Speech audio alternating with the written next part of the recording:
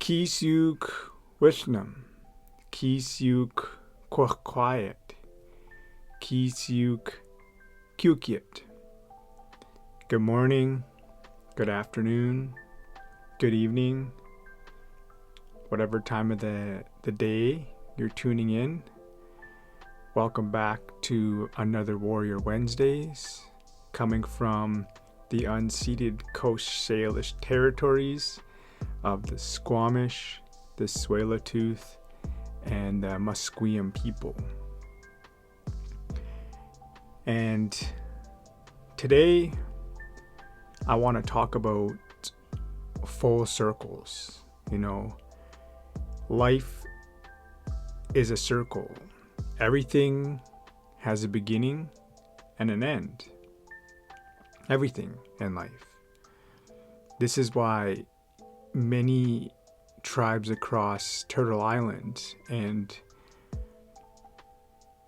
I can only speak on the indigenous people of Turtle Island because that's mainly what I know of. But we truly understand circles. That's why a lot of things are circles. The circle of life, seasons. As we dance in powwows, we dance in a circle in powwows. The medicine wheel that is on my podcast cover is a wheel. It's a medicine wheel. It's a circle. And I want to talk about a little bit of a story on my past couple years and the place that I'm living in now that I just moved into. I used to live in, which is kind of crazy. But now that I moved back and I'm slowly settling in, it takes time to settle in, right?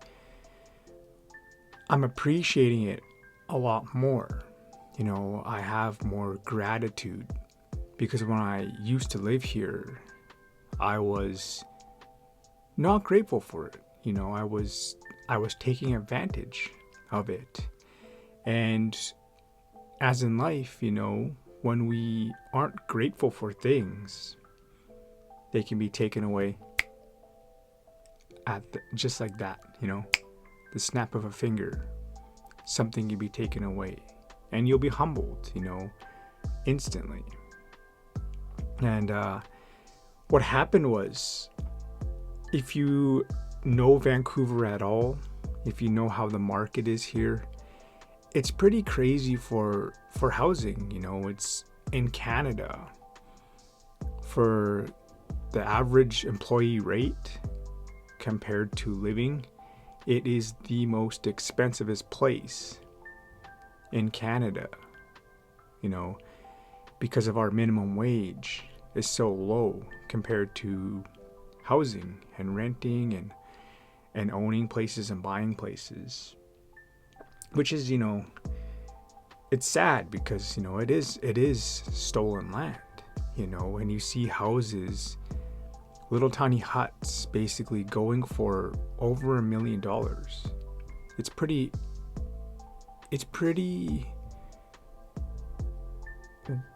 really, it makes me very sad when I think of these things. And I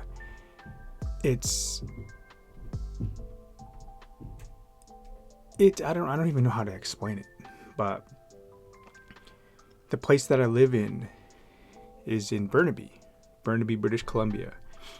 And where I live now is just on the border of Vancouver and British Columbia. I live in the Burnaby Heights. It's a fairly nice area. And I have a 2-bedroom, 2-bathroom apartment that's very spacious. Spacious enough that I have a walk-in closet that is now my new podcast studio. My new studio that's dedicated to creating content. And to be able to rent a place in Vancouver or Burnaby for $1,100 is unheard of. And 3 years ago when I lived in here, I didn't appreciate that, And then I tell people about this place, and they're like, what?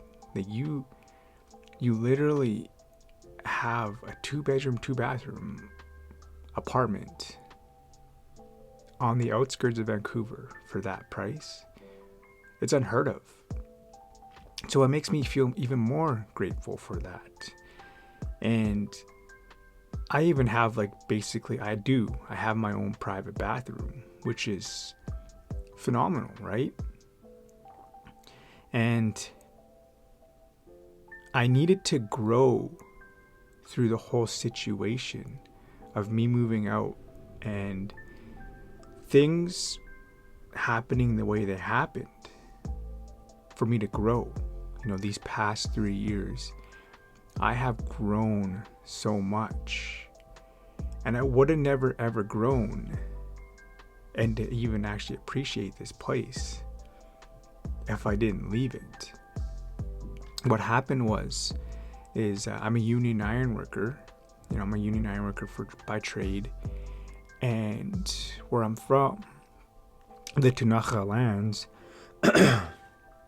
there was a job opening, and it was working on a dam job, and the job was supposed to be 4 to 5 years long. So I would be living out in the Kootenays, and I was working on a dam in Fortis, BC. It's one of the hydro companies here in British Columbia. They wanted a local journeyman ironworker that was First Nations, which was me. You know, it worked out that it was me, and I had some family on the chief and council at the time that were in these meetings and all these things. And as soon as they heard about it, I had a relative actually reach out to me and someone else saying, hey, would you like to move closer to home? You know? And I said, yeah, I would love that. And it took a little time for me to get out there. And I thought about it, and I didn't want to be renting a place out there and renting a place here in Vancouver, because I was supposed to be out there full-time working. So I let this place go. I signed the lease over to someone else, and I ended up moving out there, giving up this place, and I literally only worked there for 4 months. And I was laid off because the foreman of that job site had his close crew together. It was like there were a bunch of friends, you know, and I was kind of the outskirt, the token First Nation, I guess, because they had to have a First Nation on the job. And the thing about it was the way they got around that was because nothing was signed. It was all handshakes. You know, in the union, they're called gentleman agreements. And it was a gentleman agreement. It was handshakes. Nothing was fully set in stone. And I didn't know this at the time when I gave up my place. So me not knowing the full situation, I gave up my place. And then I worked 4 months. And I was laid off. And I tried to file a grievance, you know, because in the union you have rights to file a grievance against something that you don't see was fair, which I didn't think was fair at the time. And that's when I found out the full details, that it wasn't set in stone by signatures. It was just handshakes. So here I was, basically out of a job, gave up my place in Burnaby, living in the Kootenays in a very small town where there wasn't a whole lot of work at the time. A lot of the work was back in the city around Vancouver and the unceded Coast Salish territories. So I basically packed up all my stuff and I was just staying with a friend temporarily. And it was roughly right around May when I got laid off. So I ended up taking the whole summer off from work. I put everything that I had in storage, and I basically took off to go on the powwow trail, which I thought, you know what, I don't have to pay for rent anymore. That'll save me some money while I'm just traveling and seeing the world. Well, not the world, but I was traveling Turtle Island and seeing Turtle Island and meeting a lot of people. And it was a weird feeling, because at one part of it, I felt really, really open to being so free of not being tied down to a place. But at the same time, I felt like I was, homeless. But I wasn't, It was pretty big experience to grow through, And I'm truly grateful that everything that happened that summer, I met a lot of amazing people. I grew, and none of this would have happened if I didn't give up this place where I was living, that I'm back in now, which I'm truly grateful for. The full circle, right?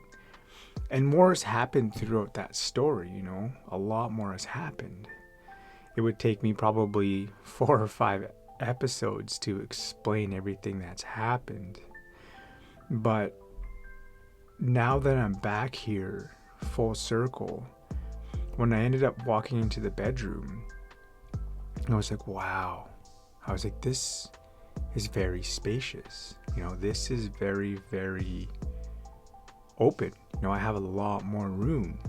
Some of you watch my episodes on YouTube, and you've seen how small my bedroom was for the past year while recording, right?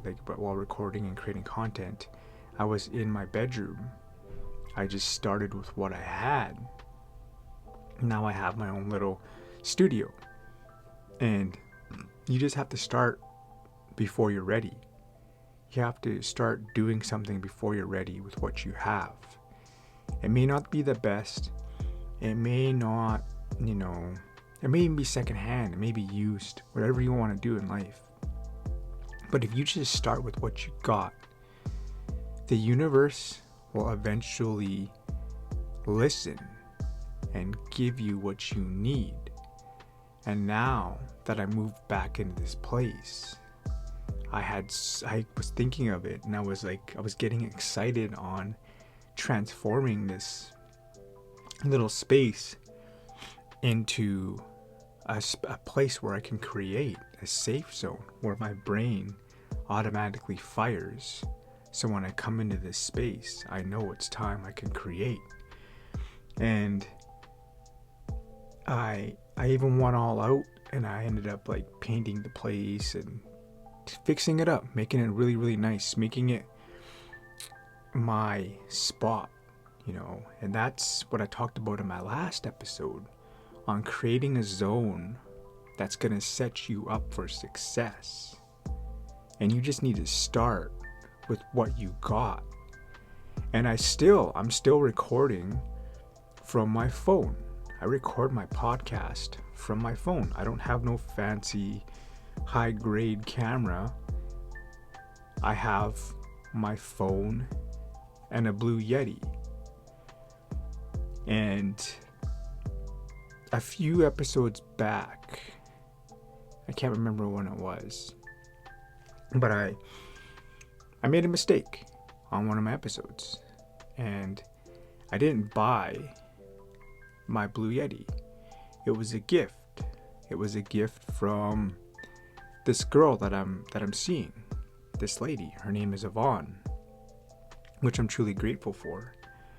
And I just wanted to show my appreciation on that too, on going full circle and admitting when I'm wrong. It's very hard for the ego to admit when you're wrong. but the potential for that growth is phenomenal. And I have to admit that I was wrong about giving up this place. But like I had mentioned, I needed to give up this place in order for me to truly appreciate it 100%. It would have never happened. I would have never grown as much as I have these past few years if I didn't do that. So if you're growing through a situation right now, think about it down the road, a few years, who knows, maybe even a couple months from now, and just see how much you're going to grow through that situation you're going through right now. And my podcast studio isn't 100% set up like I want it to right now, but it's fairly close to what I want. And I'm just starting with what I have, right? I'm just slowly getting up. So you might hear a little bit of a different sound. It might be a little bit more echoey. You might hear traffic driving by. You might hear, people around in the apartment. It's a fairly old apartment. But when it's all set up and I have it the way I want it, it'll be soundproof in here, basically. And that's what I'm looking to do, but I'm just starting with what I have. And this is what I have right now. And you need to do the exact same thing. Start with what you have and just go with it. The universe will eventually answer when it's time for you to move up and upgrade, right? So appreciate the things that you have today, because you prayed for those once before. Everything that you have today was once a prayer, or someone else is praying for that. It's pretty crazy when you think about the things you have. Someone's praying for that. Someone is actually praying for what you have. And when you start to look at that, it makes you appreciate what you have even more.